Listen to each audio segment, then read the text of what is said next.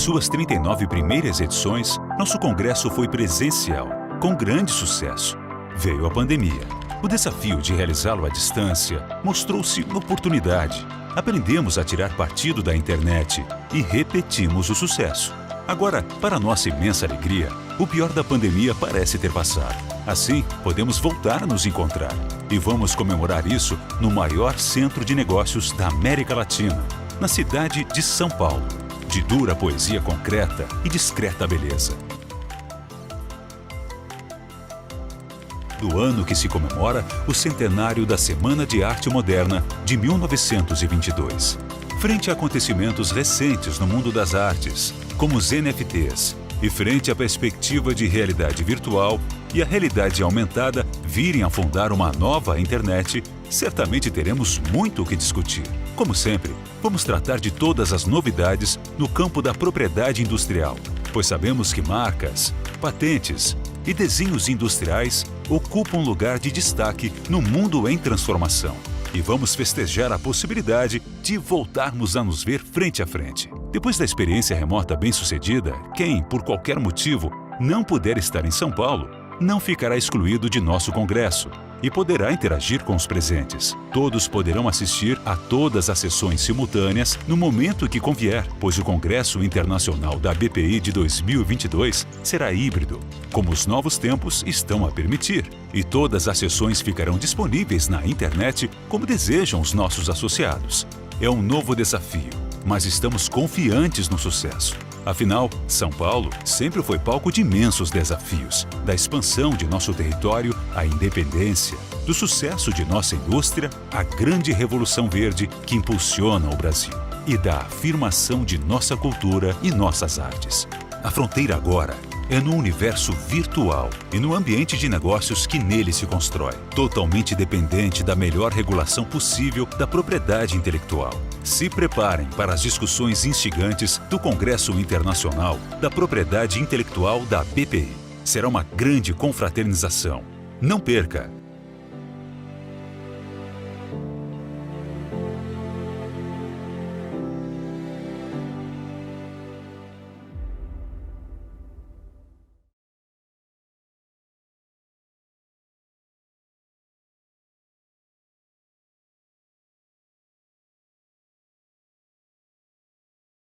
Boa tarde a todos e bem-vindos ao encontro da Comissão de Processo Civil e ADR, coordenada aqui por mim e pelo meu querido amigo aí Marcelo Mazzola e pela doutora Camila Tormin. É uma grande satisfação estar aqui hoje, então gostaria de agradecer a BPI, na pessoa do presidente, doutor Gabriel Leonardos, e temos a honra aqui de contar com duas excelentes palestrantes. Eu vou apresentá-las inicialmente, depois eu vou passar a palavra para o Marcelo Mazzola para ele descrever qual que vai ser o objetivo hoje desse nosso encontro virtual. É um tema bastante intrigante, o tema de demandas repetitivas, né? Já temos alguns exemplos de aplicações em casos de propriedade intelectual e como vamos dizer, temos o anseio de que isso se expanda para que algumas matérias que precisam ser harmonizadas que o sejam, né, esperamos aí com uma brevidade, mas em primeiro lugar queria muito agradecer a presença da doutora Débora Zatz e da doutora Márcia Nunes. É uma honra tê-las conosco hoje. Vou apresentar inicialmente a doutora Débora, que vai apresentar inicialmente mais um Instituto Geral aí das demandas repetitivas e alguns exemplos, e depois passaremos a palavra para a doutora Márcia. E a doutora Débora, em primeiro lugar, é uma colega que eu admiro muito, temos alguns trabalhos em conjunto, então é uma grande especialista em processo civil que eu aprendo diariamente.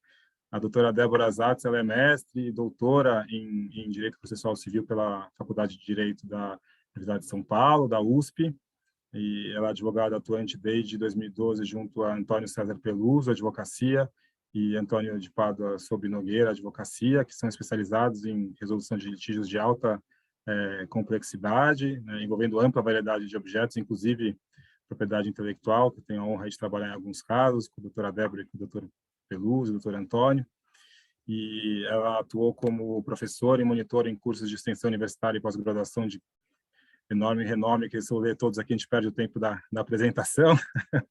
E ela é palestrante em diversos seminários, cursos jurídicos e congressos sobre processo civil e autora de diversos trabalhos publicados sobre o tema. Então, Débora, super bem-vinda. E a doutora Márcia, já vou apresentá-la, depois a gente já passamos a palavra para o Mazzola e para as palestrantes. A doutora Márcia Nunes é uma grande colaboradora das associações de propriedade intelectual, sempre disponível. Tive com ela já na semana passada em outro curso, então é uma magistrada extremamente dedicada aí à academia e à comunidade de propriedade intelectual. Então, doutora Márcia, agradeço muito também a presença de Vossa Excelência aqui. A doutora Márcia Nunes, conhecida de todas, mas para quem não a conhece, ela é juíza federal titulada da 13ª Vara Federal do Rio de Janeiro, né, que é especializada, além de matéria previdenciária, em propriedade intelectual. Né? A doutora Márcia tem mestrado em Políticas Públicas e Estratégias de Desenvolvimento do Instituto de Economia da Universidade Federal do Rio de Janeiro, né, em parceria com a Fiocruz, e a doutora Márcia integra, né, a Comissão de Propriedade Intelectual da EMARF, a Escola da Magistratura Regional Federal da 2ª Região, e, como disse, acho que uma das maiores conhecedoras aí de propriedade intelectual atualmente no Brasil. Então, é uma honra também ter a doutora Márcia conosco. Então, tenho certeza que teremos aí um excelente painel nesse tema intrigante, que eu passo a palavra para o Mazzola tecer algumas considerações antes de passar a palavra para as palestrantes. Muito obrigado novamente em nome da BPI. Obrigado, João. Também saudar o presidente Gabriel Leonardo.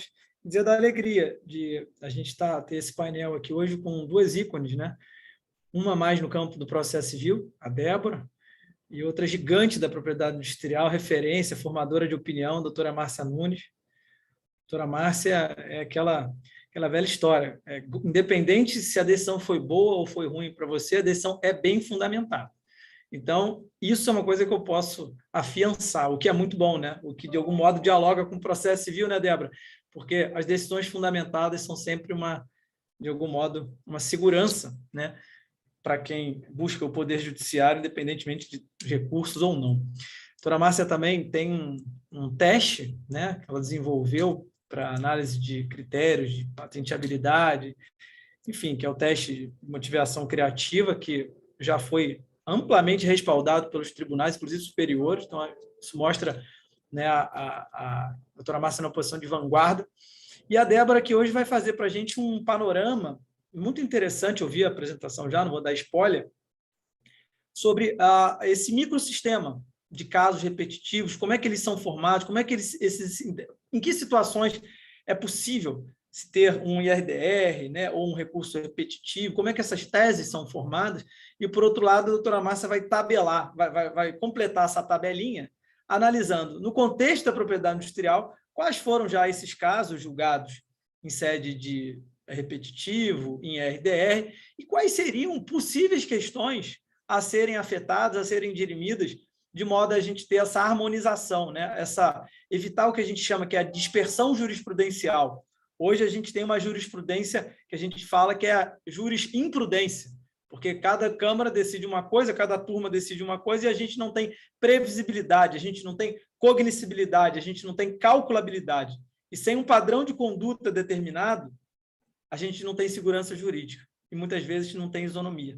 Então, um pouco disso que a gente vai dividir essas reflexões aqui hoje. Eu já, de imediato, passo a palavra para a Débora, agradecendo mais uma vez as palestrantes e parabenizando já de antemão a qualidade do trabalho que vai ser apresentado, porque realmente as exposições que foram enviadas mostram a densidade e o carinho com que vocês prepararam essas apresentações. Muito obrigada, Marcelo. Boa tarde, João, boa tarde, doutora Márcia, boa tarde a todos que nos assistem. Eu queria, antes de mais nada, agradecer imensamente o convite, é uma honra muito grande, espero estar à altura dos que me ouvem, dos que compartilharão comigo esse momento. Como o Marcelo já teve enfim, a grandeza aqui de anunciar, a minha área é mais focada realmente no processo civil, por isso que eu acho que vai ser realmente muito interessante, nós nos alinhamos previamente, eu e a doutora Márcia, de modo que, como adiantou Marcelo, eu vou tentar fazer aqui um breve panorama, né, do que é esse microsistema, de quais são os objetivos dele, de como ele efetivamente funciona e como os institutos que o compõem se conversam ou não entre si, Pretendo tratar um pouquinho, muito superficialmente, mas pretendo tratar um pouquinho de como o STJ tem entendido algum desses institutos, né, que eu acho que é bastante importante. Pretendo trazer também, muito brevemente, alguns dados estatísticos, né, sobre esses institutos, como é que eles têm sido aplicados, em que quantidade ou não, nos tribunais locais, também nos tribunais regionais e nos próprios superiores.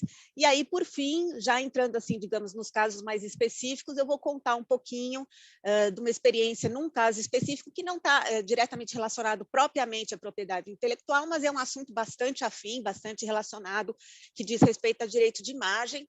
E é um caso, enfim, que eu acho que a gente consegue visualizar muito as perplexidades desse sistema que ainda está se acomodando desde a edição do novo Código de Processo Civil, não é? Então, se vocês me permitem, eu vou começar aqui compartilhando a minha tela, se eu conseguir fazer, acho que vou conseguir. Vamos lá. Vocês conseguem ver a tela? Débora, acho que você clicar naquele módulo para o F5, sabe, aquele para a tela ficar cheia? Sim, para aumentar, não é? Era bem aquele ícone do lado, esse aí, exatamente. Pronto. Perfeito. Eu não sei por que Tá aparece perfeito. aqui do lado dessa outra, mas enfim, acho que assim a gente vai conseguir se virar bem. Tá Então, ótimo, vamos tá lá, perfeito. pessoal. Sem mais delongas, eu vou iniciar aqui a minha exposição, até para não avançar no tempo da doutora Márcia, que certamente vai trazer questões bem mais palpitantes, especificamente no que diz respeito à propriedade intelectual, que é o assunto aqui de nosso interesse, né? Bom, como o Marcelo, na realidade, já adiantou aqui na abertura, né, quais são as aflições, né, e as causas que geraram a formatação e a promulgação desses institutos, desse chamado microsistema dos repetitivos, acho que é de conhecimento de todos aqui, né? A gente pode citar o fato de a gente, evidentemente, estar numa sociedade de massa, onde as relações são muito reproduzidas, né, em níveis iguais, o que gera uma repetição de processos com a mesma base fática, oriundos de uma mesma relação, que discutem uma mesma questão jurídica. Sem dúvida, esse é o ponto principal aí que identifica esses institutos, não é? E, claramente, tem uma questão muito importante aqui, que está ligada também a uma questão de gerenciamento, né, dos processos. Hoje em dia, a gente sabe que é o maior problema, né? Há muitos anos já se discute o acesso à justiça, a morosidade, a questão da demora que esses processos individuais têm em percorrer todas as instâncias judiciárias, e formam-se aí grandes gargalos, na medida em que a ideia, então, é racionalizar todo o trabalho judicial, obtendo aí a fixação de teses que possam ser reproduzidas para um grande número de casos individuais, né? Isso é até intuitivo, acho que não preciso me alongar muito nisso. E, na realidade, eu acho que tem um conceito muito importante aqui, quando a gente fala de microsistemas de repetitivos, né, que é importante para a gente identificar, que é um conceito que os doutrinadores têm tratado muito e têm falado muito, que é o conceito de litigante habitual, não é? Então, na verdade, muitos doutrinadores chegam, inclusive, a categorizar esses litigantes habituais em função do polo que eles ocupam nessas demandas repetitivas, né? Então, acho que a gente pode... E acho que é uma boa fotografia, né, dos processos que demandam um tratamento mais isonômico, mais igualitário. Então, a gente tem aqui os litigantes habituais no polo ativo, que, em geral, são litígios promovidos por grandes instituições, né, contra milhares de pessoas, em geral, são inadimplentes, né? Essas demandas geralmente têm uma natureza executiva, o que se busca através dela uma recuperação de crédito. Então, a gente tem aí como esses litigantes habituais os bancos, as empresas telefônicas, conselhos de classe, né, que buscam aí a recuperar os créditos dos seus filiados que não contribuíram como deveriam, o poder público em geral, através de execuções fiscais, que a gente sabe que hoje em dia é um grande gargalo também do poder judiciário, né? Então, a grande parte demandas repetitivas, seja por meio de RDR, seja principalmente por meio de recursos repetitivos, estão muito relacionadas a esse tipo de demanda. E no polo passivo, a gente pode indicar aqui como litigantes habituais, são, na verdade, aquelas empresas, aquelas grandes instituições que, de alguma maneira, lesam, não é, os direitos de cidadãos, de pessoas, de sujeitos que afirmam aí ter sofrido uma lesão em razão de uma origem comum, de uma relação comum que elas mantêm com essas grandes instituições, não é? Essas demandas, naturalmente, elas têm, portanto, um perfil de serem, em geral, umas demandas condenatórias e que demandam uma declaração prévia de um direito e uma condenação a uma obrigação de fazer, ou, às vezes, até uma reparação indenizatória, se aquela prestação específica já não é mais possível, não é? Em geral, então, essas demandas em que os litigantes habituais estão no polo passivo, elas, em geral, elas podem ter podem ser de três tipos, não é? Ou elas visam, então, discutir a legalidade ou a constitucionalidade de algum contrato, que geralmente é um contrato de adesão, ou mesmo de obrigações tributárias. Num segundo momento, ou um segundo tipo, melhor dizendo, elas versam a obtenção de uma reparação civil, como eu disse, né? Muitas vezes a obrigação em espécie já não é mais possível, já não é mais viável. Ou tem uma terceira vertente aí que a gente tem visto muito, bastante interessante, de implementação de direitos sociais, né? A gente tem aqui as demandas que visam a obtenção de medicamentos perante o poder público. Então, de alguma maneira, dá para perceber que, na verdade, é uma grande amplitude, uma grande utilidade do microsistema de casos repetitivos, que podem, inclusive, já numa visão mais prospectiva e não retroativa, como seria o caso da Constituição, da declaração de constitucionalidade de algum contrato ou de uma reparação civil, a gente vê que a implementação de direitos ela tem, então, já uma perspectiva mais para o futuro, não é? Então, aqui, como exemplos, a gente pode citar lesões oriundas de acidentes aéreos, de acidentes ambientais, acidentes de consumo, candidatos a concurso público que visam aí obter uma declaração de legalidade de algum certame, questões relacionadas a plano de saúde, né, que são, em geral, né, questões que afligem de uma maneira uniforme todos os segurados, né, então começa a se reproduzir essas demandas que visam a discutir essas questões específicas. Então, naturalmente, diante de tudo que a gente já falou e até pela introdução do Marcelo, não é? A gente vê que os objetivos gerais aqui do regime de julgamento de casos repetitivos é justamente obter uma uniformização de jurisprudência, uma valorização dos precedentes, para que haja, então, isonomia no tratamento, né, de pessoas que sofrem uma lesão semelhante ou idêntica e, portanto, de segurança jurídica para que a gente possa alcançar isso. E, como eu disse, também tem uma questão bastante importante aqui de gestão processual, de desafogamento do judiciário, de racionalização. Então, de um modo geral, eu acho que o que a gente pode dizer aqui é que o objetivo imediato, né, do microsistema de repetitivos é que haja uma padronização decisória para situações que são essencialmente idênticas. Né? Eu acho que isso é bastante importante e é curioso, assim, também, né, eu vou passar aqui brevemente pelas técnicas processuais de padronização decisória que a gente pode encontrar atualmente no Código de Processo Civil, e aí eu vou fazer uma observação aqui, até de caráter bastante pessoal, que é muito curioso. Eu, quando defendi minha tese de doutorado, em 2006, tratei de súmula vinculante. Né? E eu lembro que eu gastei muito tempo da minha pesquisa e do meu estudo rebatendo aqueles velhos argumentos, né? Com relação mas a súmula, como é que a súmula vai legislar, como é que vai obrigar os juízes, tem a questão da hierarquia. Quer dizer, em 2005 ainda se falava muito dessas questões e eu lembro que eu tive que realmente gastar um bom pedaço da minha pesquisa para rebater esse tipo de argumento.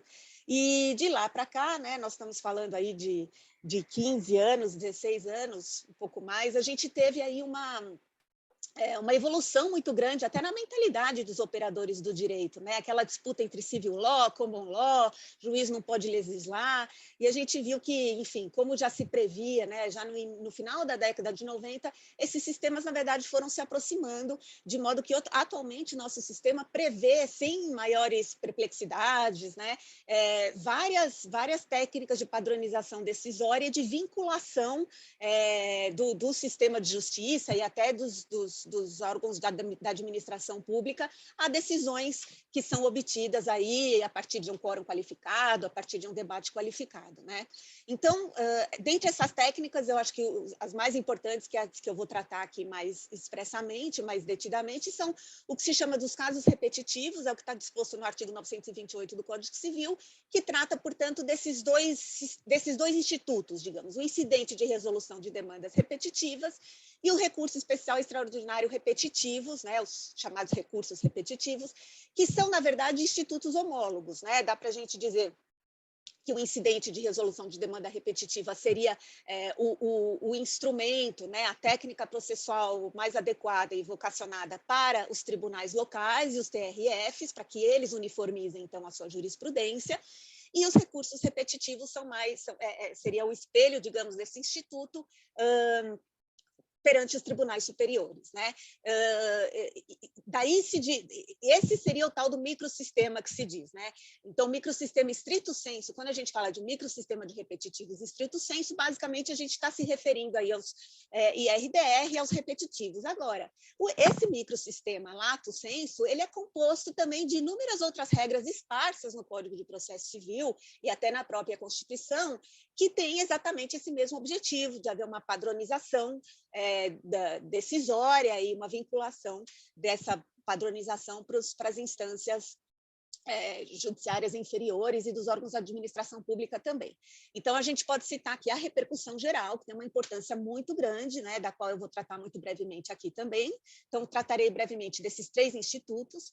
E aí a gente tem inúmeros outros dispositivos, a improcedência liminar do pedido, quando, na verdade, o pedido já contrariar, né, uma decisão proferida em repetitivos, uma decisão proferida em RDR ou mesmo em repercussão geral, a tutela de evidência também, no seu artigo 311, inciso 2º, prevê exatamente que quando a tutela de evidência vier embasada em alguma posição já fixada, né, com caráter vinculante, ela há de ser concedida. O 927, que prevê o Instituto da Reclamação, né, para remediar descumprimento de decisões vinculantes por parte de juízes e tribunais, julgamento monocrático pelo relator quando o recurso contrariar decisões também já fixadas em repetitivos, eliminação da remessa necessária quando, de fato, a decisão recorrida também contrariar uma decisão decorrente de repetitivo. Quer dizer, então a gente vê que, na verdade, ao longo de todo o Código de Processo Civil, há inúmeros dispositivos esparsos que estão vocacionados justamente para a valorização do precedente, para a valorização dessa padronização decisória, né? Então, os casos repetitivos, digamos, estrito sensu, como eu disse, né, os incidentes de resolução de demandas repetitivas e os recursos extraordinários repetitivos, que tem por objeto, e isso já é uma questão bastante importante, a questão a ser fixada, a tese a ser fixada pelo tribunal local, pelo TRF ou pelos tribunais superiores, no caso dos repetitivos, há de ser uma questão de direito, evidentemente, e pode ser uma questão de direito material ou processual, mas ela deve ser uma questão essencialmente jurídica de direito, né? É curioso notar que esse microsistema, falar em microsistema implica, portanto, que há um cruzamento, né, entre as regras do IRDR e as regras do repetitivo. Por que eu digo isso? Porque, embora sejam institutos homólogos que sigam aí mais ou menos os mesmos passos, os mesmos procedimentos, há diferenças entre um e outro, e o Superior Tribunal de Justiça já decidiu que muitos desses desses dispositivos, eles acabam se cruzando, né? Como é, por exemplo, a aplicabilidade do artigo 1037 ao IRDR, que é um artigo específico dos repetitivos, que entendeu-se já nesse acórdão da ministra Nancy, que foi um acórdão muito festejado, que tem uma base doutrinária e teórica muito importante, como tudo que a ministra Nancy costuma fazer, né? É um acórdão até que eu recomendo a leitura. Houve até grupos de estudo voltados para estudar especificamente esse acórdão. Então, falar em microsistema acaba implicando isso, né? Esse cruzamento de dispositivos de um e outro instituto, que acaba gerando até algumas pegadinhas, né? Por exemplo, nesse caso específico que eu mencionei, quando você está falando de um recurso especial que está sendo suspenso, que foi antes de o tribunal local exercer, por exemplo, o juízo de admissibilidade de um recurso especial, cuja matéria seja a mesma matéria de um IRDR, por exemplo, se o presidente suspende, por exemplo, aquele caso, aquele recurso especial, em virtude desse acórdão, por exemplo, se entende que já não é o agravo interno já não seria o recurso cabível, né? Você teria que percorrer todas as fases que estão previstas após a afetação de um recurso repetitivo, o que implica que a parte interessada só poderia recorrer dessa decisão de sobrestamento se ela alegar um eventual distinguishing, né? Uma eventual distinção daquele caso dela, no qual ela é parte, do caso que está sendo julgado, então, por aquele IRDR específico. Então, é importante sempre ficar atento, porque o entendimento jurisprudencial muitas vezes traz algumas pegadinhas em termos de recursos cabíveis, que é preciso estar sempre muito atento. O incidente de resolução de demandas repetitivas, portanto, está previsto no 976 a 987, e, basicamente, os requisitos de admissibilidade tem que, naturalmente, haver a repetição de processos que contenham controvérsia sobre a mesma questão, que, como eu já disse, há de ser unicamente de direito, não é? E, simultaneamente, ou seja, ambos os requisitos devem estar presentes, deve haver também um risco de ofensa à isonomia e à segurança jurídica, né? Algumas regras gerais, vou passar muito rapidamente por elas, deixa eu ver meu horário. Por exemplo, né, o IRDR, já partindo para as diferenças entre os institutos, né, dos repetitivos e do IRDR. O IRDR ele pode ser suscitado de ofício pelo juiz ou pelo relator, a requerimento das partes pelo MP e pela defensoria, por exemplo. Os recursos repetitivos, por sua vez, nós vamos ver que eles não têm essa possibilidade de ser suscitados pela parte.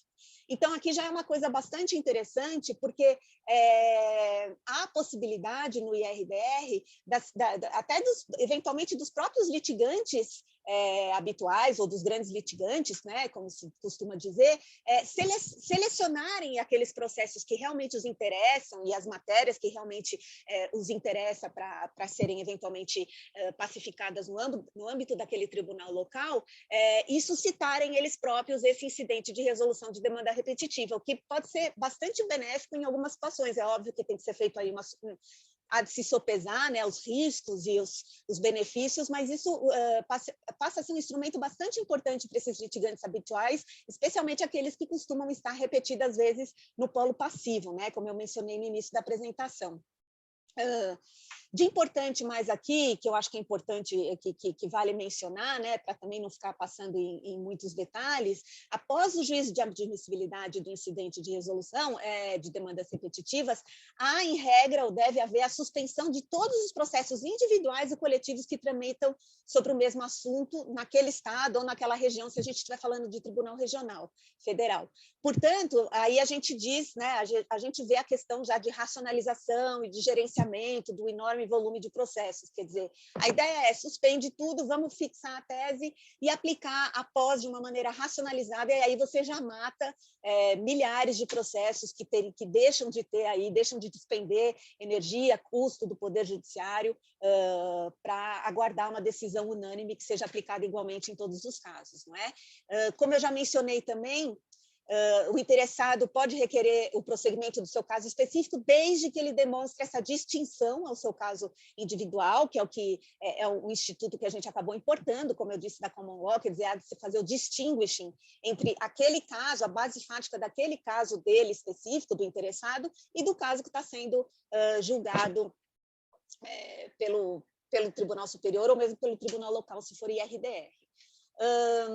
Uma questão bastante importante, que tem gerado aí algumas controvérsias no âmbito da doutrina, da jurisprudência, se houver recurso para o STJ ou para o STF da decisão do acórdão proferido pela Corte Local naquele IRDR, esse recurso, ao aportar na Corte Superior, ele entra para o regime dos repetitivos, não é? Então, todos os dispositivos regimentais que estão previstos aí nos regimentos internos dos tribunais superiores passam a se aplicar e aquele acórdão, aquele recurso especial passa a ter que, digamos, tramitar perante as normas e perante regimentais e processuais dos recursos repetitivos.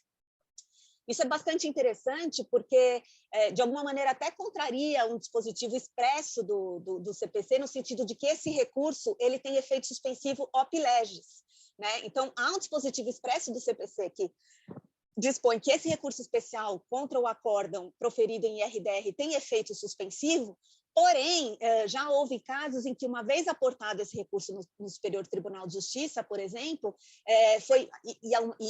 ao percorrer a primeira fase do repetitivo lá em cima, que é o que eles chamam de proposta de afetação, o relator entendeu, por exemplo, que não era o caso de suspender todos os casos, de alguma maneira contrariando aí esse dispositivo que determina op legis, né, que esse recurso deve ter efeito suspensivo.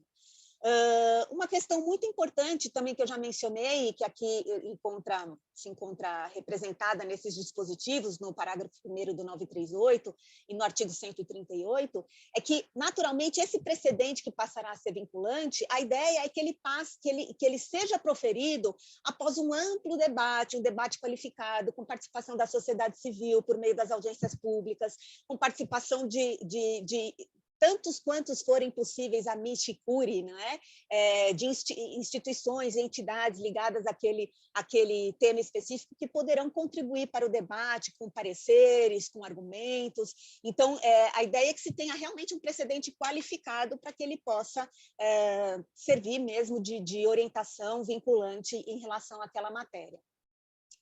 Como eu disse, né, recurso especial e extraordinário tem efeito suspensivo. Sim, aqui também, eu também recomendo que se leia esse recentíssimo acórdão da Corte Especial, ele é de maio agora desse ano, que na verdade, o que ele define é uma situação muito específica, não é? Que o recurso especial, ele não, extraído do acórdão que decidiu o IRDR, ele não vai ter efeito suspensivo, ou, aliás, não é nem que ele não vai ter efeito suspensivo, perdão, que ele não será sequer cabível, o recurso especial não é sequer cabível, quando o IRDR decidir apenas uma questão em abstrato, quando aquele IRDR não estiver vinculado a um caso específico. Por que eu disse que é uma situação muito específica e até rara de acontecer? Porque quase sempre o IRDR vai estar vinculado a um caso específico. Como eu disse, ele pode ser suscitado pelo juiz daquele caso, pode ser suscitado pelo relator daquele caso específico, pelas partes daquele caso específico, pelo Ministério Público ou pela Defensoria. Mas ele, via de regra, ele vai estar sempre vinculado a um caso específico e é por isso que se diz, inclusive, que se cinde o juízo, né? O órgão que tem competência no tribunal para julgar o IRDR e a tese do IRDR, ele passa a ter competência também para julgar o caso concreto, específico, que deu origem àquele IRDR, que é o que a gente chama de caso paradigma. Porém, há casos, e esse caso era um caso desse, por exemplo, em que o IRDR acaba não estando vinculado a um caso específico. Na hipótese, por exemplo, em que, nesse caso, foi um caso em que a Defensoria Pública pediu a revisão de uma tese fixada em IRDR. No caso dessa revisão, desse pedido de revisão, o CPC dispõe que esse pedido de revisão passa a ser processado como um IRDR também. Ou seja, o pedido de revisão da tese fixada em IRDR é processado também como IRDR. Porém, esse é um caso muito específico em que ele não vai estar vinculado a um caso específico, a um caso concreto específico, a um caso paradigma. Então, foi essa situação específica que gerou esse debate e esse acórdão recente. Mas então, basicamente, é isso que ele decidiu, que nesse caso, quando o IRDR não está vinculado a um caso específico, não é cabível recurso especial. Porém, por que eu digo que esse acórdão é muito importante? Porque ele tem, assim, ele é uma aula, né? É uma aula sobre o assunto, é uma aula sobre o tema, ele traz a visão dos membros da Corte Especial sobre o Superior Tribunal de Justiça, é muito recente, então, de fato, eu acho que é um caso aí que vale a pena ser estudado e lido por aqueles que têm interesse pelo assunto. Uma questão bastante importante também, como eu disse, até por conta das pegadinhas, né, é sempre importante também verificar os dispositivos regimentais de cada tribunal acerca desses institutos, não é? Porque, de fato, cada tribunal trabalha de uma maneira, processa de uma maneira. Então, apenas para citar um exemplo, no caso do STJ, por exemplo, a competência para afetação e para dar efeito suspensivo em caso de RDR perante o tribunal seria do presidente do STJ, não é? Mas no caso do STJ, por exemplo, essa competência foi delegada e é exercida pelo presidente da comissão gestora de precedentes do Superior Tribunal de Justiça, que atualmente é exercido esse cargo pelo ministro Sanseverino. Na verdade, acho que ele já está há uns 3 anos nesse cargo. Então, e mesmo com relação ao processamento, né, a competência, é sempre muito importante verificar esses dispositivos do regimento interno de cada tribunal.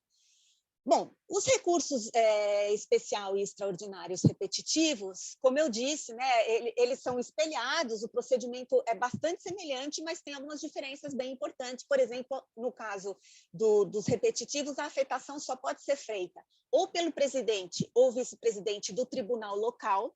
Então, por exemplo, ele vai exercer o juízo de admissibilidade de um recurso especial, naquele momento ele pode falar, opa, isso aqui é uma matéria que eu reputo conveniente e que preenche os requisitos para uma afetação para ser julgada como repetitivo pelo recurso superior. Então, um dos legitimados é o presidente ou vice-presidente do tribunal local, do TRF, pelo relator, né, do Tribunal Superior, quer dizer, o relator, ao ser distribuído esse recurso especial no STJ, no STF, o relator pode entender também que é o caso de afetar. E aí, como eu disse, é importante sempre olhar as normas regimentais, porque essas competências, às vezes, são delegadas, né? Ele deve gerar também o sobrestamento de todos os processos sobre aquela matéria aí já no território nacional, né, diferentemente do IRDR, que em princípio vai suspender apenas em nível horizontal, né, vai suspender apenas as decisões de primeira e segunda instâncias. Às vezes essa extensão é feita em território nacional, mas apenas na primeira e na segunda instância. Os repetitivos, em regra, não obrigatoriamente, mas via de regra, os repetitivos suspendem também os recursos em trâmite nos tribunais superiores, né, no tribunal respectivo que vai julgar o repetitivo. E aí tem essa questão, né? Como aqui a escolha de recursos que sejam efetivamente representativos da controvérsia ficam restrita, né? Essa escolha fica restrita, na verdade, aos juízes, né? Diferentemente do que acontece no IRDR, onde as próprias partes têm mais mão no jogo aí de eventualmente conseguir escolher um caso cuja controvérsia esteja efetivamente bem debatida e bem representada. Bom, e aí vou tratar muito brevemente também da repercussão geral, porque eu acho que também é bastante importante, não deixa de integrar aí com bastante importância esse microsistema dos repetitivos. A repercussão geral está prevista no 1035 do Código de Processo Civil. A gente sabe que é um filtro, né, que foi incluído já desde a reforma do Judiciário, juntamente, inclusive, com a questão da súmula vinculante. Então, a repercussão geral, digamos que foi um dos primeiros passos, né, nessa toada de criar um sistema que fosse mais otimizado, de decisões que tivessem um caráter mais vinculante. E aí, tem que prevalecer, para se demonstrar essa repercussão geral, né, tem que se demonstrar o interesse social daquela matéria. A competência para averiguar a existência ou não de repercussão geral é do plenário virtual, não é? Isso pode ser, para isso é necessário o voto de 2/3 dos ministros. A gente consegue acompanhar no site do STJ justamente o julgamento virtual dessa fase inicial de admissibilidade da repercussão geral. E aí, temos também repercussão geral presumida em algumas situações específicas, tudo nessa toada de priorizar e prestigiar sempre as decisões com caráter vinculante, né? Então, a repercussão geral é presumida no recurso que contrarie súmula ou jurisprudência dominante, contra acórdão que reconheceu a inconstitucionalidade de lei ou tratado, e Notem também, a repercussão geral ela é presumida nos casos de acórdão de recurso extraordinário extraído de acórdão proferido em RDR. Né? Então, o mesmo dispositivo que diz que esse recurso especial e extraordinário tem efeito suspensivo, diz também que a repercussão, nesse caso do recurso extraordinário, há de ser presumida. E essa decisão quanto à presença ou não é irrecorrível, né, da repercussão geral. Então, aqui eu trago alguns dispositivos sobre o procedimento, né? Primeiro deve-se analisar sobre o sobrestamento. Eu vou me dar o direito de pular aqui essa parte, até para a gente não avançar muito no tempo da doutora Márcia. Eu acabei me atrapalhando aqui no tempo, vocês saberiam me dizer, João, quanto tempo eu ainda tenho? Eu não queria te interromper, que tá fluindo super bem. Como a gente termina às 6h15, então faltam 35 minutos. Não sei, Débora, talvez se a gente faz um sobrevoo, talvez nas estatísticas, e aí acho que o caso seria super legal, né? Acho que compartilhar, Sim, que é um caso muito interessante. Perfeito, eu vou acolher a sua sugestão, então. Olha, na verdade, eu vou citar aqui a minha fonte, que é uma fonte pública, que todo mundo pode ter acesso, e que é muito interessante, é uma ferramenta do Conselho Nacional de Justiça, é um Banco Nacional de Demandas Repetitivas e de Precedentes Obrigatórios do CNJ. É fácil de acessar, é uma ferramenta extremamente interessante, porque, em tese, ela e parece que é mesmo, ela vem sendo atualizada, né, por todos os tribunais, então, eu acho que é bastante confiável, né, em termos de números. Então, por exemplo, eu consultei ontem à noite para trazer dados mais concretos, mais recentes e atualizados. Essa ferramenta nos diz que, atualmente, por exemplo, nós temos 251 IRDRs pendentes, em função dos quais temos 168 mil quase processos sobrestados. Então, já daí a gente já vê essa questão de gestão e racionalização. E aí o curioso é que vejam que desses 251, temos 197 na Justiça Estadual, 40 na Justiça do Trabalho e 13 na Justiça Federal. Até ia fazer uma provocação para a doutora Márcia, para a gente tentar entender um pouco também da onde... por que, né, que tão poucos IRDRs, em comparação com a Justiça Estadual, são pendentes hoje em dia na Justiça Federal. E notem que desses 13 pendentes, são 5 no TRF3, 4 no 4 e 4 no 5. No TRF2, não sei, doutora Márcia, se podemos confiar nesses dados ou não, mas aparentemente no TRF2, segundo o Conselho Nacional de Justiça, não há nenhum IRDR pendente. Esse foi um dado que me chamou a atenção. Enfim, depois temos aí estatísticas dos recursos repetitivos, eu trouxe um pouco dados do próprio STF sobre as repercussões gerais. O site do STF também tem uma ferramenta muito interessante, onde a gente pode ver por ministro, por assunto. Então, quem tem interesse no assunto, eu recomendo. Bom, então, já entrando aqui especificamente, vou tentar fazer um overview desse caso específico, que é bastante interessante. A gente conseguiu identificar aí alguns repetitivos já existentes em matéria de propriedade intelectual, que são basicamente os dois dos quais a doutora Márcia vai tratar, e vai tratar mais de uma DIN e mais de outros casos. Eu falarei aqui para vocês muito brevemente desse terceiro caso, que, como eu disse, não é específico de propriedade intelectual, mas diz respeito a direito de imagem dos jogadores de futebol profissionais nos videogames, né? É um assunto muito interessante, porque eu vou tentar fazer um reporte histórico desse litígio de massa para vocês. Atualmente existem aproximadamente 2.300 casos idênticos, acho que já deve ser até um pouco mais, que envolvem justamente essa pretensão reparatória veiculada por jogadores e ex-jogadores profissionais de futebol pela exibição das suas imagens em videogames, né? O famoso FIFA, enfim, eu não entendo muito disso, eu sei que tem vários tipos, mas basicamente é isso, são vários tipos de videogame. Nós temos aí 3 fabricantes no mercado que têm sido acionadas nessas ações individuais, que é a Electronic Arts, a Konami e a Sega. E aqui é curioso, né? A primeira coisa que a questão do repetitivo, principalmente quando a gente está falando de um litigante habitual que está no polo passivo, muitas vezes a gente vai ver que talvez não seja uma causa genuína daqueles lesados, né? Daqueles supostamente lesados. Infelizmente, a gente encontra algumas situações em que um colega advogado mobiliza, né, essas pessoas para que ele tenha aí um filão para explorar Não digo que é esse caso específico ou não, mas tem alguns dados curiosos que talvez demonstrem isso. Por que eu digo? Esses casos passaram a ser propostos muito tempo após a exibição das imagens reclamadas. Então, por exemplo, a gente tem caso de jogador cuja imagem foi veiculada no início da década de 2000 e que só em 2015, 2016 passaram a pedir essa reparação, né? O que mostra aí que talvez de fato não seja uma indignação, uma pretensão muito genuína desses jogadores. De todo modo, vejam como cresceu, né? Ele iniciou em 2015 com 23 casos, em 2020 a gente já estava falando de 1.200 casos, e hoje, 2021 era 2.300 e hoje acho que já são 2.500, alguma coisa assim. Então, quais são as principais teses que são debatidas nesses casos, né? A primeira delas, e fundamental, como eu disse, a questão da prescrição, né? É uma tese muito curiosa, muito interessante na realidade, porque, como eu disse, há muito tempo essas questões, essas imagens foram veiculadas, esses atletas postulam uma reparação indenizatória, né? Portanto, o prazo é o prazo trienal de 3 anos e, portanto, o entendimento que entendemos que deve prevalecer é o entendimento de que o termo aquol, o termo inicial do prazo prescricional tem que ser o momento em que aquele jogo foi lançado. O momento que aquele jogo foi lançado, 3 anos, prescreveu.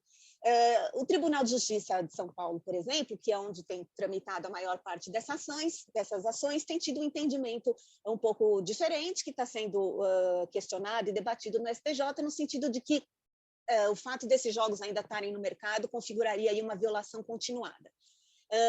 A segunda tese que é discutida aí é a licitude do modelo coletivo de licenciamento das imagens, não é? Não é que as fabricantes não tenham simplesmente ligado para o direito de imagem, ou, né, foi feito um licenciamento coletivo e se discute a licitude desse modelo.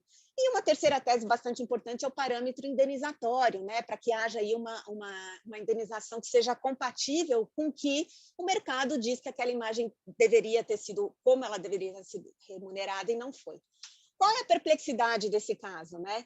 Vejam, como eu disse, nós estamos aí com esse microsistema em funcionamento, principalmente desde o novo Código de Processo Civil, que é 2015, é muito pouco tempo.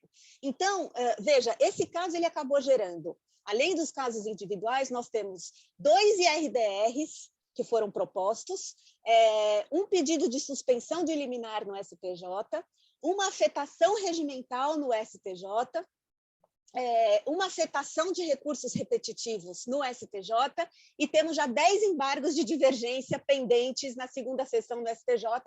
Ou seja, qual o objetivo de cada um desses institutos? É basicamente o mesmo.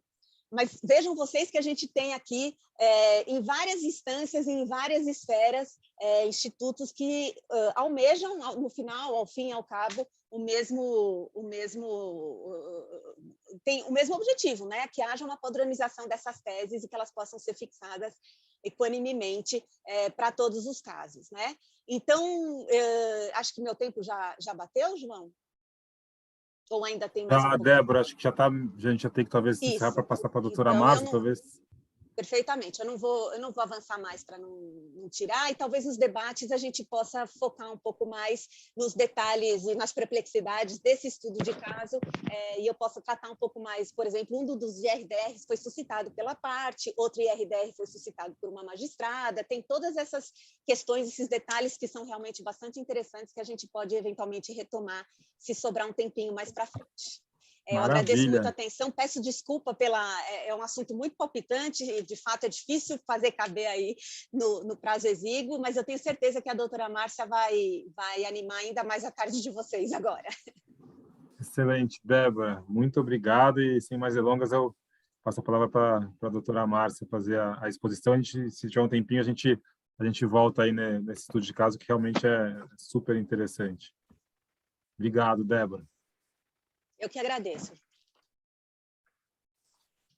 Bom, boa tarde a todos, a todas.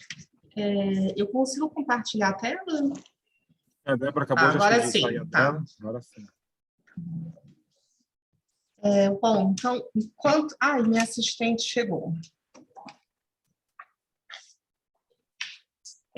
Enquanto eu vou tentando compartilhar aqui. Compartilhei, não. Para mim, conta a tela preta, doutora Márcia. Não sei se apareceu que você começou a compartilhar, mas ela está preta. Vou tentar de novo.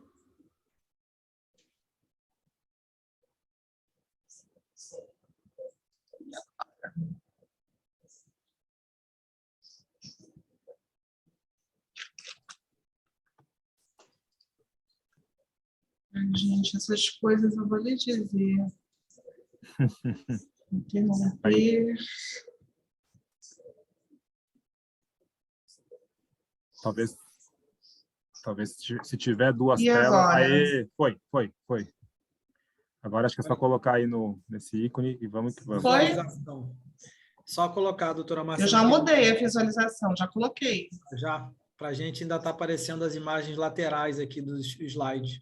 Então, você está olhando minha outra tela. Gente, isso é uma coisa. Eu tive esse problema, doutora Márcia. Às vezes o que eu fiz foi, já antes de compartilhar, você já deixa no módulo cheio. E aí, quando você compartilha, ela já passa no módulo cheio, sabe? Sem ser no módulo de visualização dos slides. Vamos tentar, gente. Desculpem aí, mas isso acaba acontecendo sempre. Mas também, doutora Márcia, se não der, só talvez chegar... Foi agora ou não? Foi, perfeito. Então, vamos lá. Gente, desculpem aí o comecinho tecnológico, mas, em primeiro lugar, né, claro, preciso agradecer o João, o Marcelo, também o presidente Gabriel, pelo convite para estar aqui hoje falando nesse evento da comissão. Sempre acho super importante esse diálogo com as associações e adoro participar, vocês sabem disso. Agradeço as palavras referentes a mim, mas eu acho que, né, nós precisamos combinar que todos os magistrados devem dar, né, decisões bem fundamentadas, é para isso que nós estamos aqui, né? E os advogados precisam também cobrar, né, de todos nós que as decisões sejam bem fundamentadas, porque se isso nós não temos uma jurisdição adequada, e, né, isso também fortalece o próprio Poder Judiciário. E parabenizo a Débora, eu gostaria de continuar ouvindo, porque estava uma aula super interessante sobre todo o universo das demandas repetitivas, e eu trabalhei, assim, eu trabalho, além de trabalhar com TI, eu trabalho com o maior litigante do país, que é o INSS, né, que eu tenho competência em matéria previdenciária. E atuei muito tempo, né, fui uma das juízes que pensou e criou, né, trabalhou na criação do Centro de Inteligência na Justiça. Trabalhei durante muitos anos no Centro Nacional de Inteligência da Justiça Federal, e lá a gente tem, né, são basicamente 3 focos, né, porque a gente pensa em prevenção de conflitos, em monitoramento de demandas repetitivas ou demandas com potencial de repetitividade, e na gestão de precedentes. Então, eu gosto muitíssimo desse universo. E eu só acho, né, e aí eu trouxe alguns casos para dividir com vocês, mais do que contar os casos, que eu acredito que a plateia, né, o pessoal todo já conhece esses casos, é a gente refletir, né, um pouco mais sobre eles. E a minha, né, eu acho que uma das minhas maiores provocações é de que o processo civil é um instrumento fundamental, óbvio, mas que nem sempre a propriedade intelectual ela cabe perfeitamente na caixinha do processo civil.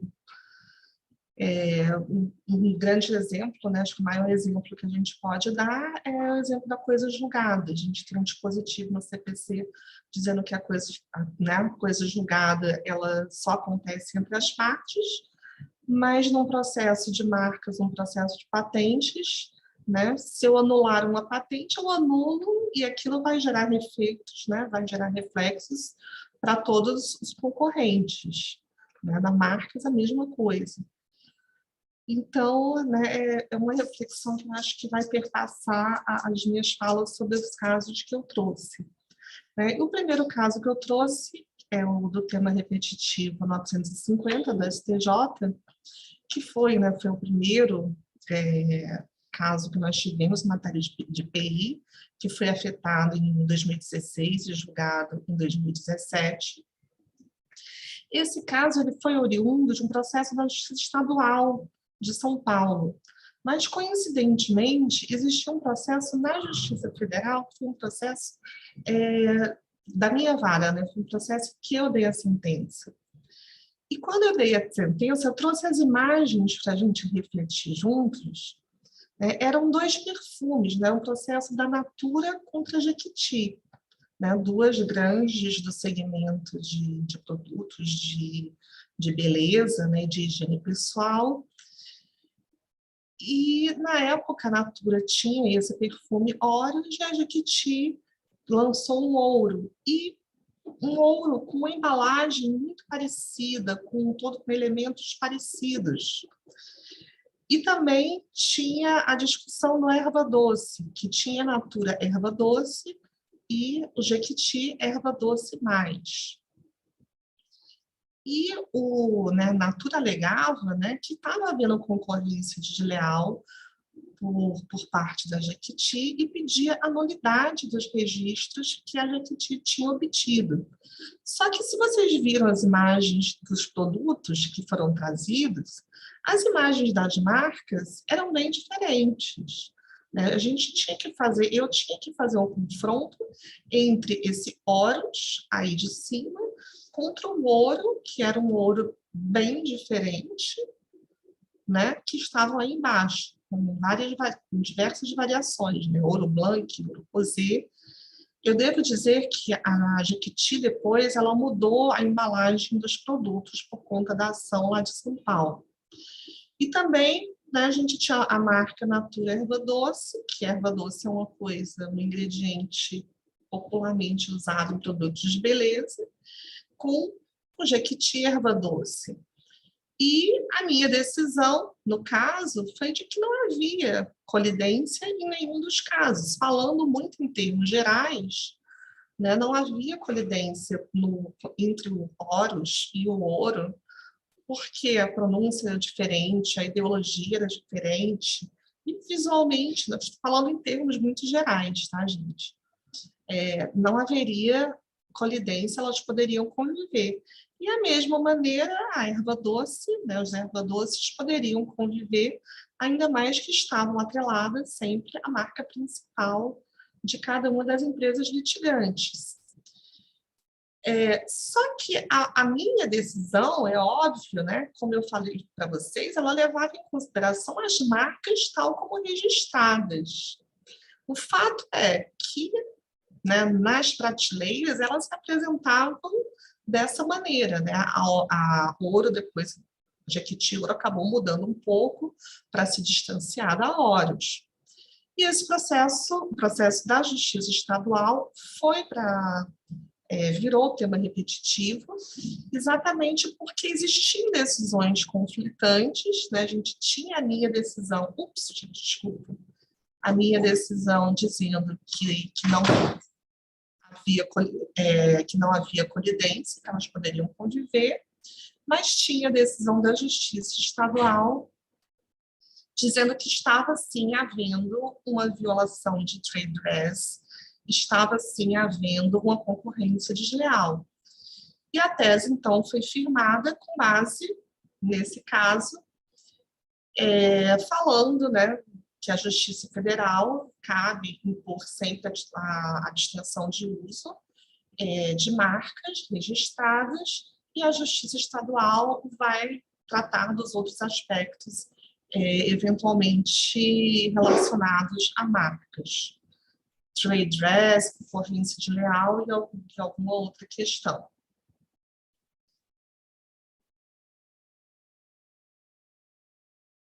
Já o segundo caso, que é o caso do mailbox, né, esse é um caso que eu estudei muito a fundo. É um caso que todo mundo deve conhecer, né? Antigamente a gente não admitia patentes na área farmacêutica, depois passou a admitir, depois de TRIPS, teve que admitir, e com a nova LPI ficou a partir do dia 15 de maio de 97, e tinha o dispositivo, né, do parágrafo 1 do artigo 40, que todo mundo sabe que dava aquela compensação se a patente demorasse, né, se o exame da patente demorasse mais de 10 anos, a pessoa teria uma compensação e a sua validade seria de 10 anos a partir da concessão e não de 20 anos do depósito. Só que a gente tinha uma previsão, né, em TRIPS, que era essa questão do mailbox, que quando um país como o Brasil, que não admitia patente farmacêutica, ela entrava em TRIPS, ela passava a se comprometer internacionalmente em proteger patentes farmacêuticas, apesar de ela ter alguns prazos de transição, ela teria que colocar esses pedidos que fossem chegando numa espécie de mailbox ou numa caixa de correio, né, como se você fosse depositando numa caixa de correio antiga, para no dia em que você tivesse uma nova legislação para admitindo efetivamente o exame e a concessão de patentes na área farmacêutica, que você analisasse todas essas patentes com base na legislação nova. Então, a gente tem esse período, né, entre 95 até 97, que são as patentes mailbox, que começaram a ser examinadas pelo INPI depois. E o que aconteceu? O INPI ele não marcou essas patentes como ele marcou as patentes pipeline, dando a numeração específica para elas. E quando essas patentes foram concedidas, elas foram concedidas com base no parágrafo único do artigo 40, apesar de haver uma disposição expressa na lei falando que esse parágrafo único do artigo 40 não se aplicaria às patentes mailbox. E o que aconteceu? Quando o INPI, depois de anos, deu conta do que tinha acontecido, ele fez um levantamento de todas as patentes que estariam nessa situação. Foram identificadas 242 patentes e foram ajuizadas ações em bloco. Né? O INPI ajuizou algumas ações em bloco, com várias patentes do mesmo titular e alguns titulares juntos. Em 2013, né, no final de 2013, entraram com essas ações, a maioria aqui no Rio de Janeiro. Eu coloquei ali 33 e 43, porque eram inicialmente 33, mas depois elas foram desdobradas, né? Algumas partes pediram desmembramento, e aí no total viraram 43. Mais 3 em São Paulo e 1 em Campinas. E já em 2014, né, muito rapidamente, nós tivemos decisões em todas as varas de primeira instância sobre esses casos. E já em 2015, a gente teve decisões tanto da primeira e da segunda turmas especializadas, né, todas as decisões eram por maioria, determinando esse reajuste dos prazos das patentes mailbox. Nunca houve divergência, havia divergência entre as decisões de primeira instância, mas nunca houve divergência entre as decisões de segunda instância. Nunca teve uma decisão de segunda instância dizendo que não tinha que reajustar. Nunca aconteceu.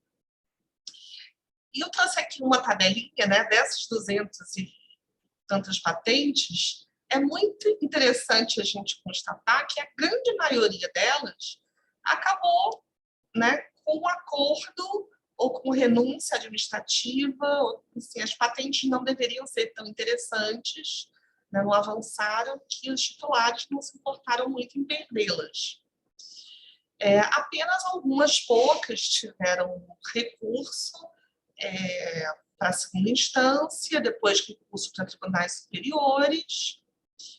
E quando foi... Porque primeiro nós temos um RDR no âmbito da segunda região, né, do TRF2, apenas 17 patentes foram abrangidas por esse RDR. Né, somente 17 patentes. E com esse RDR no nosso TRF, né, a gente tinha tido o julgamento desde 2015. Esse IRDR, que é o nosso IRDR número 2, respondendo à curiosidade da Débora, nós só tivemos até hoje 3 IRDRs no TRF2 da segunda região, apesar de ter tido quase 100 pedidos de IRDR, mas esses pedidos não foram acolhidos. Por que não gostam de IRDR? Eu, sinceramente, não sei responder, mas os números são esses, né? Para 93 requerimentos, mas só 3 foram aceitos até o momento. Tá, mas voltando, né, esse IRDR ele foi admitido, apesar de não ter, né, uma divergência na segunda instância, se considerou que havia na primeira instância, e por isso foi admitido, mas quando a tese foi firmada, isso já em 2019, foi firmada no mesmo sentido que já vinha sendo decidido pacificamente pelo próprio tribunal. E o processo, então, subiu, né, para o STJ, e lá também foi finalmente resolvido o caso em 2022. Vemos que aí a gente já avançou, né, quase uma década nesses processos. A gente ainda tem embargos de declaração pendentes, mas a minha perplexidade no caso é que eu, sinceramente, eu não sei se os ministros sabem que esse RDR, ele abrange um total, hoje, de 6 patentes. Menos, hoje, 5 patentes, porque tem uma que já expirou.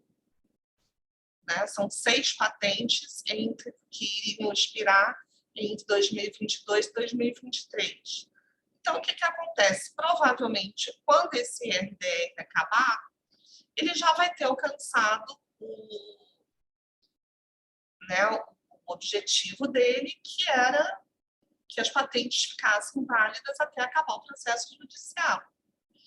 Né? E a decisão não vai mais ter nenhum efeito, a decisão, né? A tese firmada pelo STJ não vai ter mais nenhum efeito.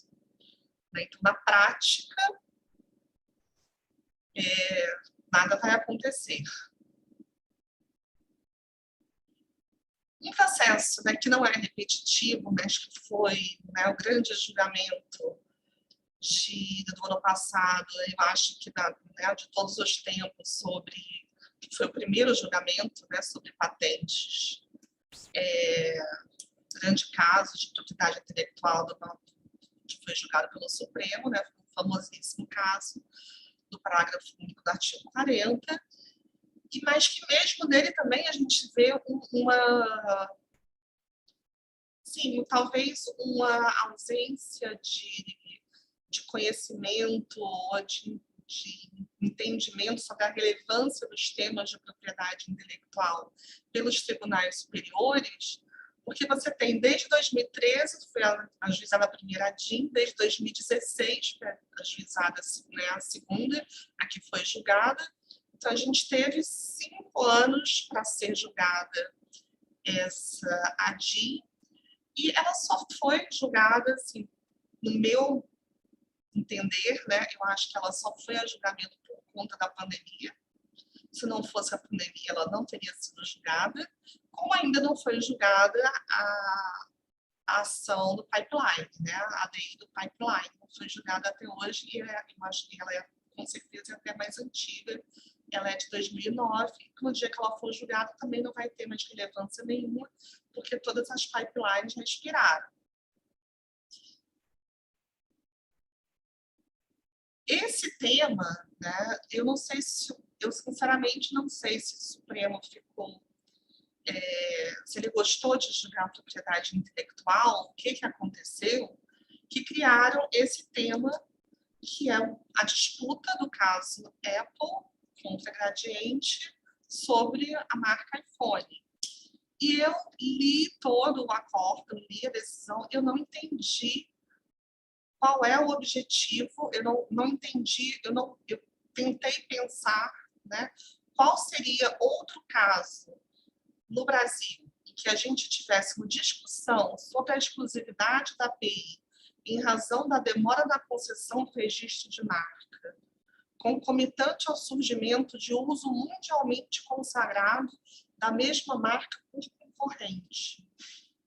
Se alguém souber de algum caso que não seja um iPhone que se enquadre nesse tema, por favor, me conte, porque gostaria muito de saber. Eu não sei. Eu acho que foi criado um tema para uma situação que é única. Né? Eu acho que não tem outros. Se alguém souber, de novo, repito, por favor, me conte, eu não sei.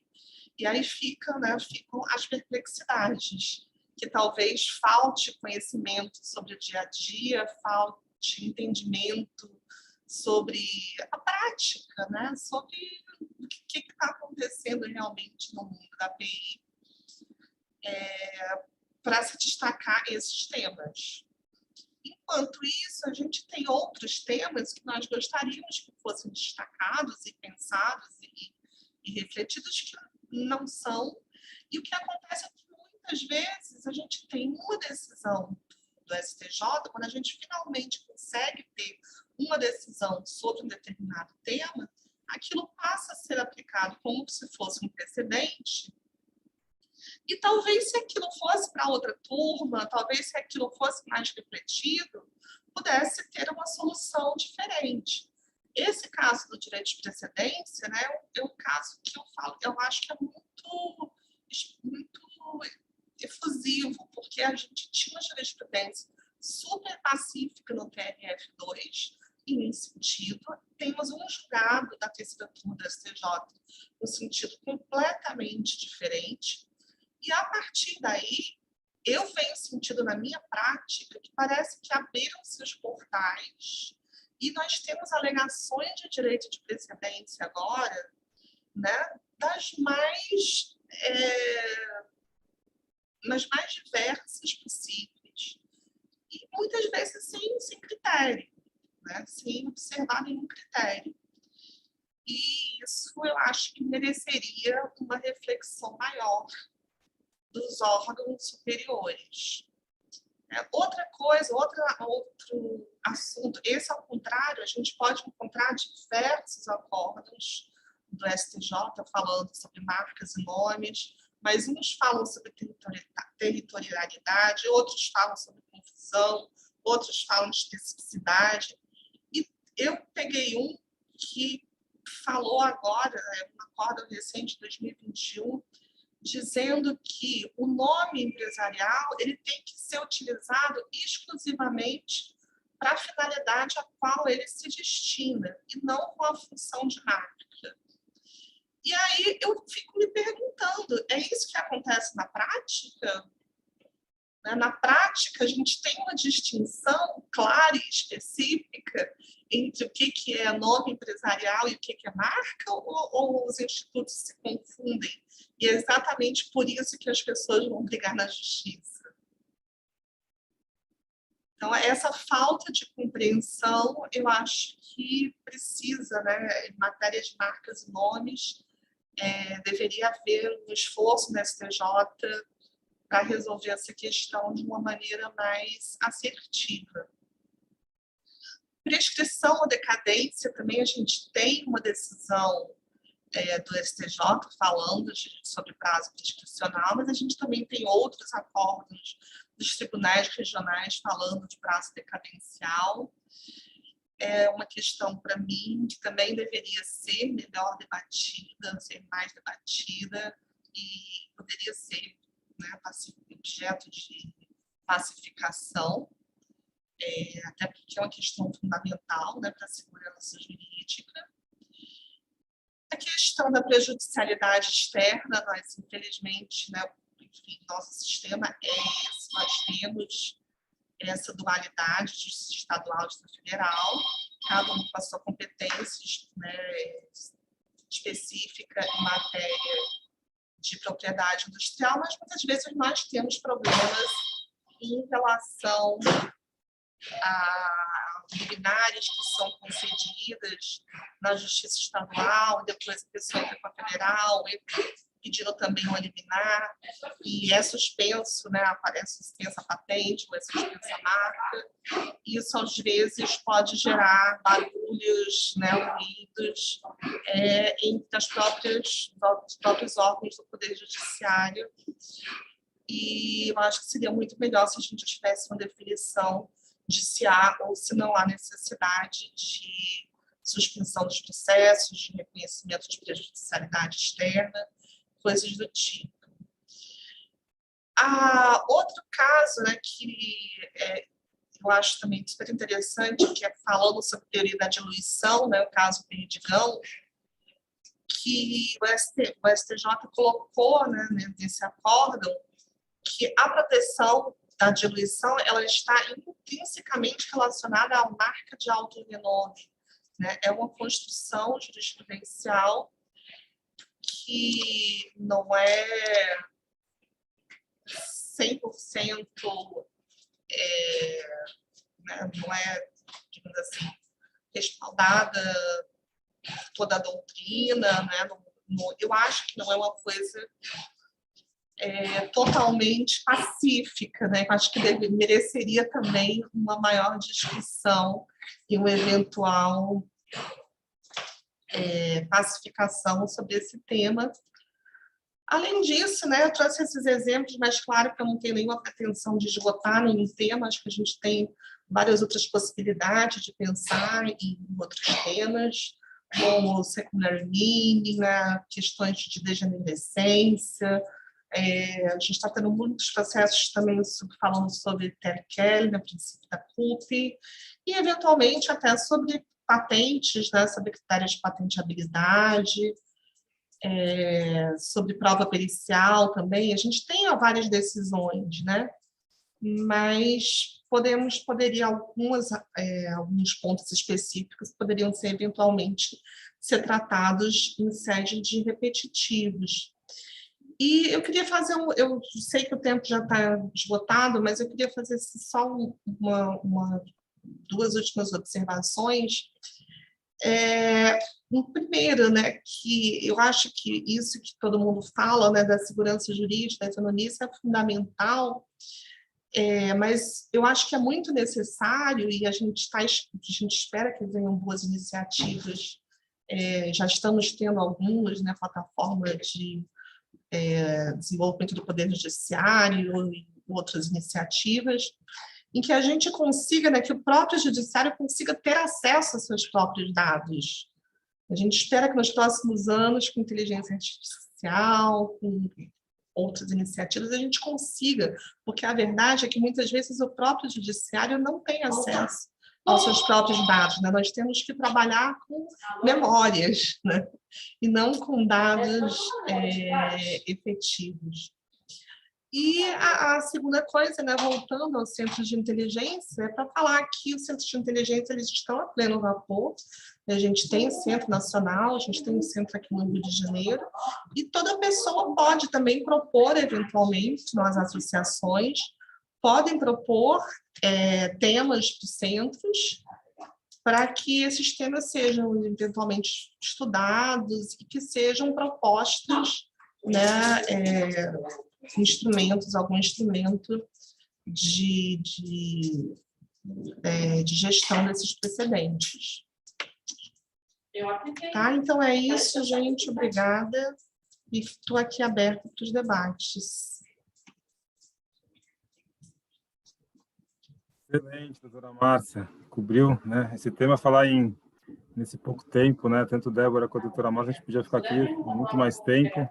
Mas a gente conseguiu da BPI até 6h30, então a gente tem mais uns 12 minutinhos aí para algum debate, né, Mazola? E até se o público tiver perguntas, a gente está recebendo aqui no chat.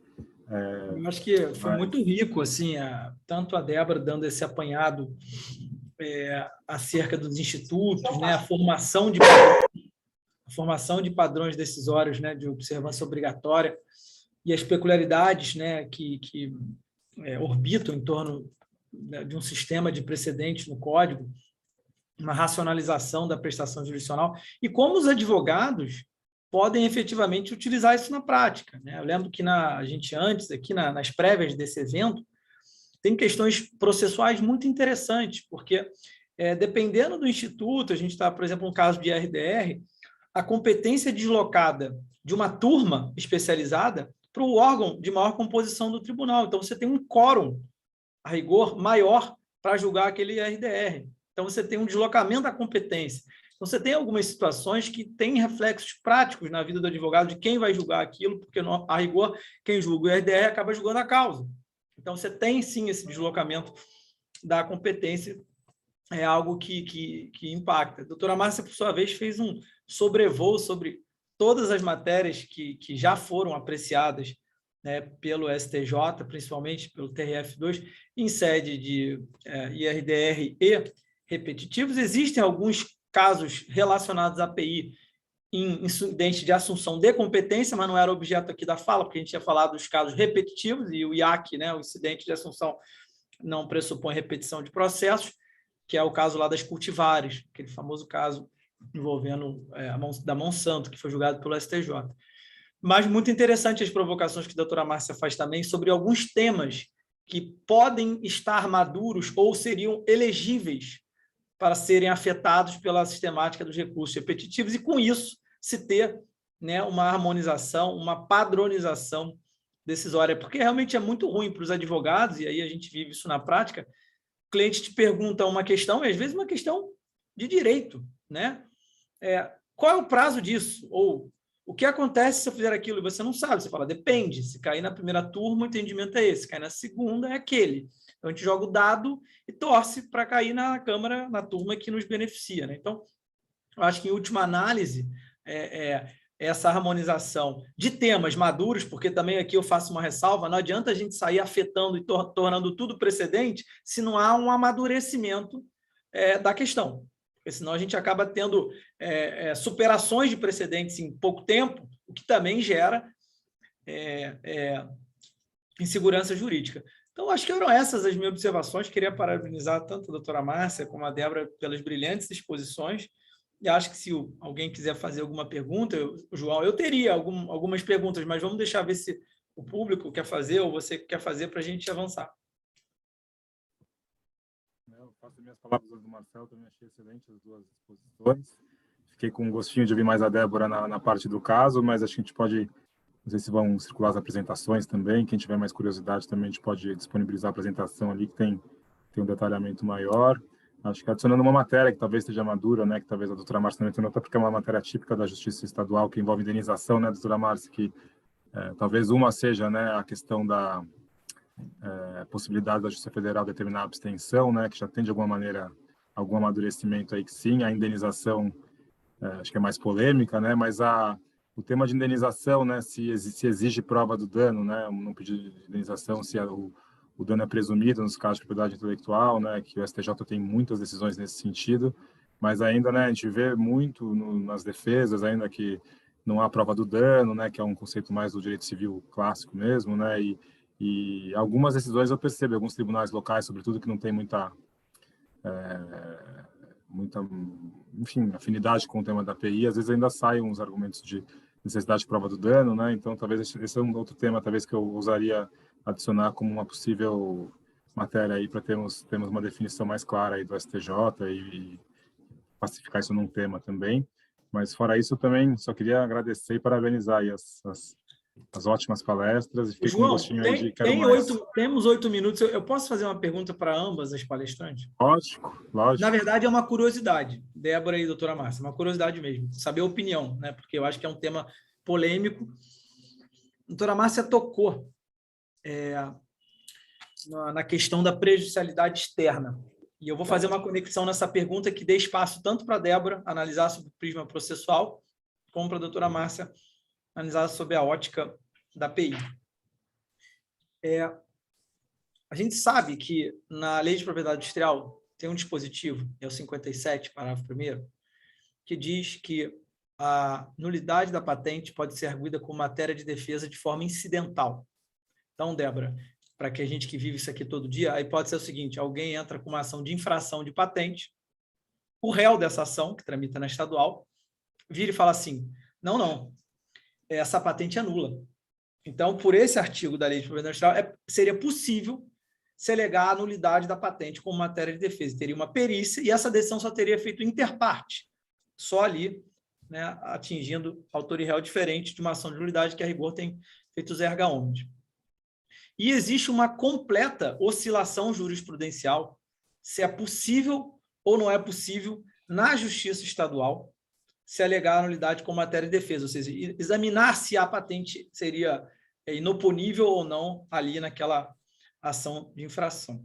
Então, tem julgados, tanto do STJ, da terceira turma, quanto da quarta turma, em sentidos divergentes. Eu queria saber da doutora Marta. Doutora Marta, o que você pensa sobre isso? É possível a estadual analisar? E como é que fica, se já há uma ação de nulidade de patente na federal? Não há um risco de decisões contraditórias? Poderia haver um risco de decisões contraditórias? Mas se a lei autoriza, como é que se vedaria? Essa é uma pergunta para a doutora Márcia. E para a doutora Débora, é uma ideia que há algum tempo eu venho amadurecendo, são a possibilidade de atos concertados, lá do artigo 69, produção de uma prova em conjunto.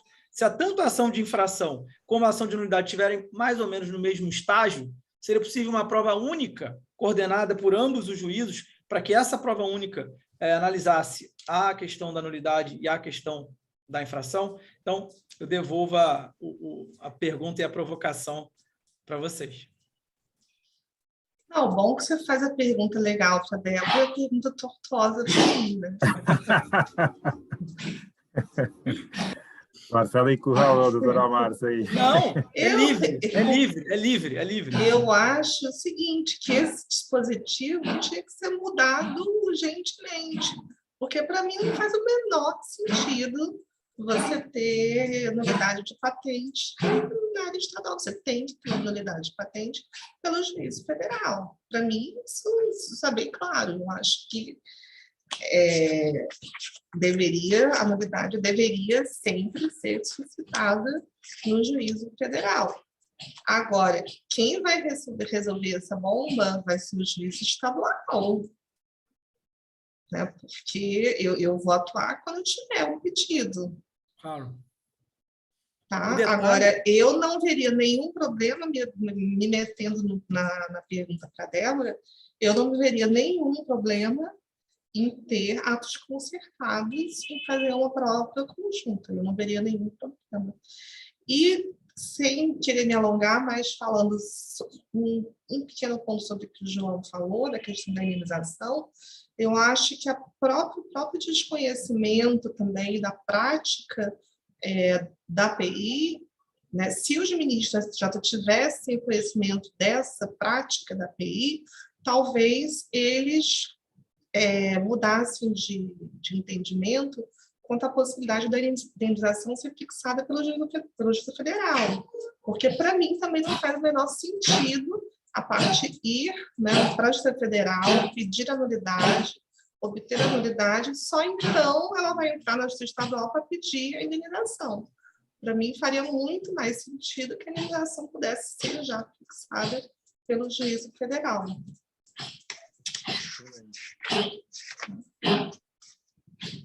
Só fazendo uma breve complementação, né, que eu acho que a doutora Márcia tem muito mais autoridade no assunto para falar, mas, de fato, eu também concordo, acho que não teria problema nenhum em atos concertados, inclusive, eventualmente, usando até o dispositivo de prova emprestada, né, que o CPC permite, o artigo 372.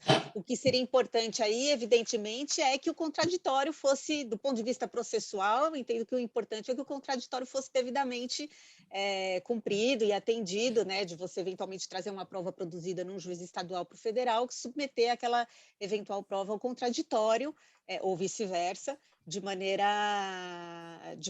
efetiva e adequada. Mas eu também não vejo problema de que eventualmente se faça até uma suspensão, até que a perícia eventualmente seja concluída no juízo, né? Aí vai depender da cronologia também da situação, mas eu não veria problema também, não. Muito interessante. Inclusive, Marcela, assim, esse concertamento de atos, isso já foi feito por diversos colegas em ações, questões desenvolvidas. Tem vários casos, até no Centro de Inteligência o pessoal fazendo audiências em conjunto, Justiça Federal, Estadual do Trabalho. E na perícia, não teria problema nenhum de fazer. A gente tem um grupo lá no Fórum Permanente de Processualistas Civis que é justamente de práticas envolvendo o concertamento de atos, né? E tem muitas experiências lá, legais, interessantes, desses atos concertados. E aí, doutora Márcia, fica aqui a sugestão, que eu acho que na área da PI seria um leading case, ter um ato concertado, um juiz estadual, um juiz federal, não necessariamente sobre a perícia, né, a questão envolvendo a nulidade patente, mas alguma outra interação que fosse possível para sedimentar ainda mais essa possibilidade que é tão nova e tão rica e que pode ser explorada no mundo da propriedade industrial. Fica a reflexão também, caso alguma coisa possível, né, alguma situação que seja viável ter esse concertamento. Fica o desafio para os advogados e advogadas, né, para trazerem casos em que a gente possa pensar nisso. Muito bom. Inovações maravilhosas no código, mas depende dos advogados aplicarem, das partes aceitarem, né? Prova consensual, perícia consensual, que na propriedade intelectual é outra, não é o tema aqui hoje, mas é outra solução excelente, mas aí você vê que pelas partes não se chega, ou pelos advogados, né? Que tem achar um perito comum, mas, enfim, tem muitas inovações boas que deveríamos aplicar mais, né? Os operadores do direito aí. Sim. Acho que esgotamos, né? São 6h30 também. Então, excelente, doutora Débora, doutora Márcia, Mazzola. Foi um prazer aí dividir com vocês esse tempo. Passou super rápido. Por mim, queria ficar mais aqui, mas temos esse horário combinado, não é, Mazzola? Muito obrigado, doutora Márcia, doutora Débora. Realmente foi um painel bastante rico, assim, né? Com conteúdo bastante denso e, ao mesmo tempo, dos pontos mais relevantes que a gente selecionou aqui da temática, e parabenizar mais uma vez e dizer que em breve vamos ter outros eventos da Comissão de Processo, certamente vossas excelências serão devidamente convidadas. Eu que agradeço, gente, foi uma honra, um prazer, lamento muito não ter conseguido cobrir todo a minha programação, mas fico à disposição, eventualmente posso compartilhar a apresentação, fico à disposição, inclusive, para responder perguntas, e vou ter muito prazer de participar de novas ocasiões. Como disponibilizar apresentações, depois a gente vê a Mazzola, né, e manda para as pessoas que estão presentes, ou deixar disponível as apresentações, que foram muito ricas. Obrigado. Obrigada. Boa noite, pessoal. Obrigada, boa noite. Tchau, tchau. Tchau.